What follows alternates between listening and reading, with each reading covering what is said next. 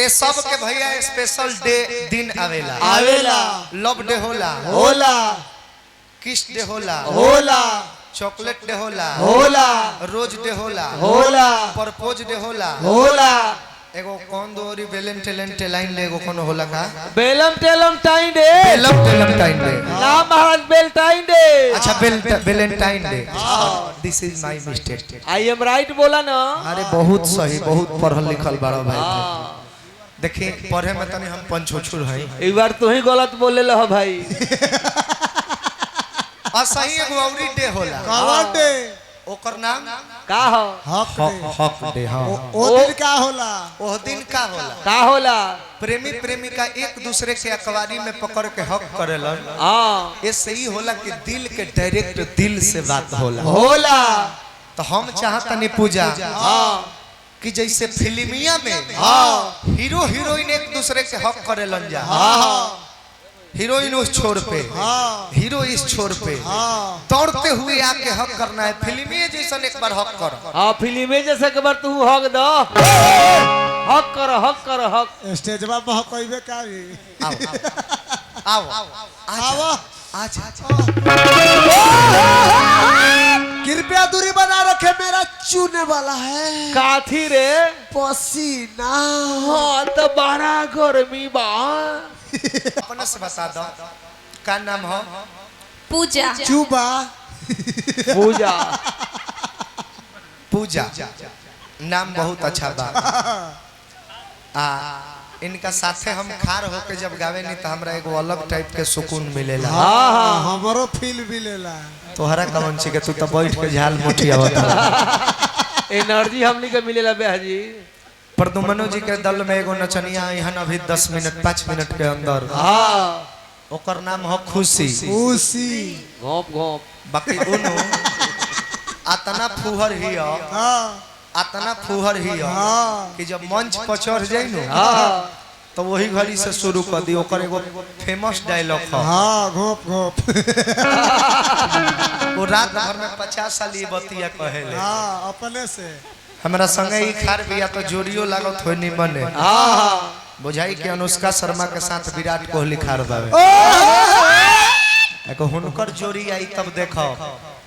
बुझाई नो के हरिंदर भैया नीलम दीदी शिव चर्चा पर बैठल बा जोरे का गे छोरी का रे छोड़ा कतना मूठ बोला तारू मुठ की मीठ रे उहे मीठ मीठ हां तो तरा तन एगो बात कहियो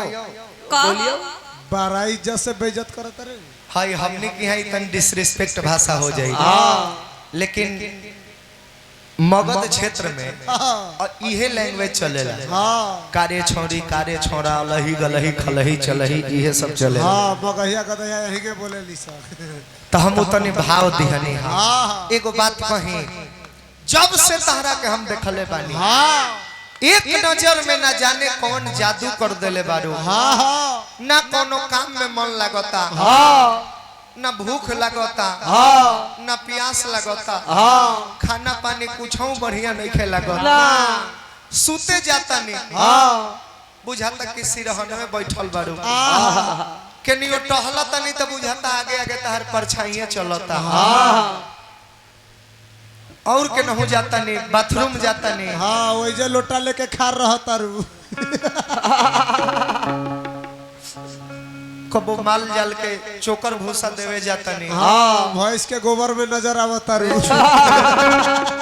का जाने कौन जादू कइले बारू हां हम एगो बात कही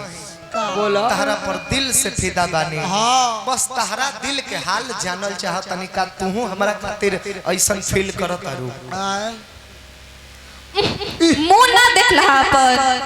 आईना में देख के आवा तब सोचिए हमरा बारे में हां अपन दरार पर लाइना दे द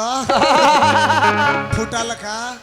आईना में मुंह ना देखला भैया हमार मुंहवा इतना खराब बा आय का भैया हम इतना बाउर बानी देखी त बोका से निमन बाकी ना अच्छा मननी कि हम खराबे बानी बाउरे बानी हां बाकी लोयल कितना बानी हमार लॉयलिटी ना देखलू हा जब से तहरा बारे में सोचले बानी तहके अपना दिल में जगह देले बानी हां फिर गैर कोनो लड़की के देखा तनी तो लागत कि लड़कीए नहीं। हाँ लड़की ना उ भैंसी ही है।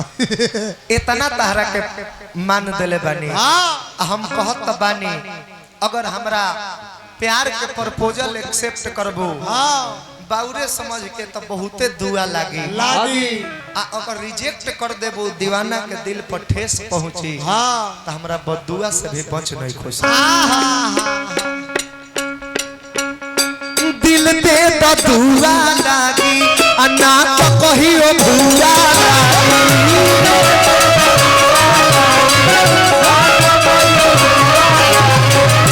दिल दे तो दुआ लागी अन्ना तो कहियो भूला लागी।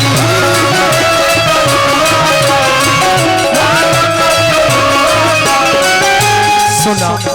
बोला कि सुखले जवानी को दे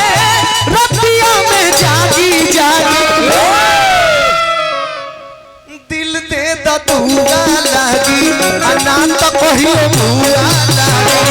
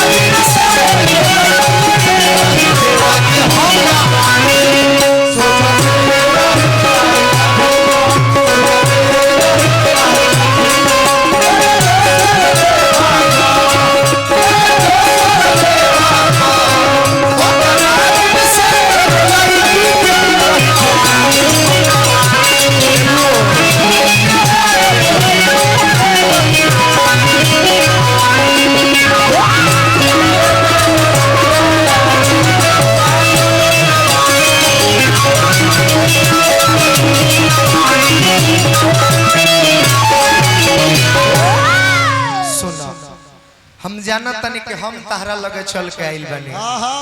तू हमरा लगे नहीं खुआइल तो तहरा कद तनी अभी बर लागता। हाँ लेकिन स्वच्छ विचार से एक बार सोच के देखी हम हाँ अगर हमरा से तहरा कुछ ना रहे हाँ तो का जरूरी रहे एक खेल में अकेले हम थोड़े गुनहगार बानी। जब हमरो खातिर तहरा मन में कुछ ना रहे तो हमरा अगवा हेंगा हेंगा करके काहे चलत रहो। हाँ हमरा अगवा काहे गैस टंकी चमकावत रहलू है। आखिर का है बोला हमरा बतिया में लौके जे गलती गलती के माफ करी हो।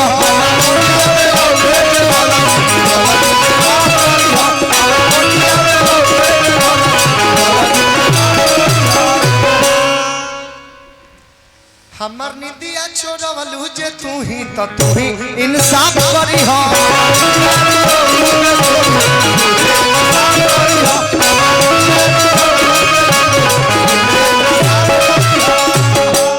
अन्न धन रुपया पति पैसा गाड़ी महल अटारी रहे ना रहे हाँ बाकी तहरा के लेके हम सपना सजौले बानी। हाँ तू मिल जाइबू हाँ तो सुखलो रोटी बड़ा मजा से खाए। हाँ हाँ तू मिल जाबू तो सुखलो बड़ा हीरे लागी। सुना तोहरा संगे सुखलो रोटी खाए में मलपुआ लागी आ दिल दे दतूरा लागी अन्ना तो में भूआ लागी।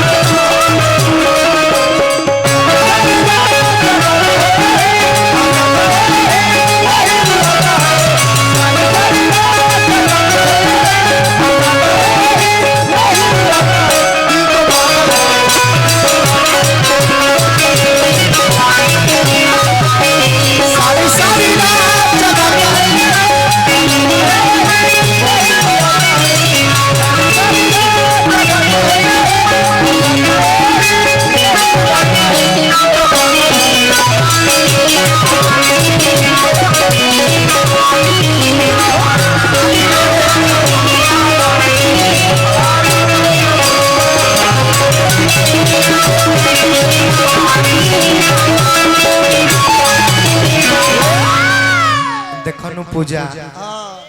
जब आके हेजा सीना से लगलू हन तो हमरा कुछ कुछ होत रहल हाँ तनी भाव हो जाओ। लेकिन जब लगबे कैलू ह तो ओकरे के अच्छा से लागो हाँ ना ऐसे ना नो मोजा नहीं खे अब चुप न तो जूता आ जाए लिखो तो कुछ ऐसा लिखो कि कलम रोने पर मजबूर हो जाए हाँ, कलम ओक देवे तो एकरा बाद अपने बाबू वाला कलम से लिखबो ना दुकान से नया लिया जाई। सुना हाँ पसीना तनी देखी हमरो है दे पसीना आ गइल हाँ हमरा टीम से गलत चीज के प्रयोग ना होला ना पर दुमने जी हमें तनी ओपन कह देवे ले ओकरा के छुपा लेबो ऐसन कह हाँ कि लोग के बिना कहले समझ में आ जाए कि तू कहल का चाहत रह बिल्कुल तू बाउर नहीं खा बोलल हाँ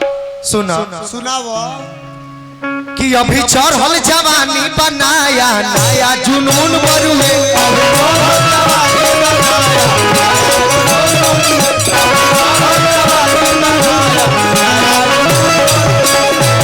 आ गाल फूलल तनल हई बॉडी बॉडी में खून बरुए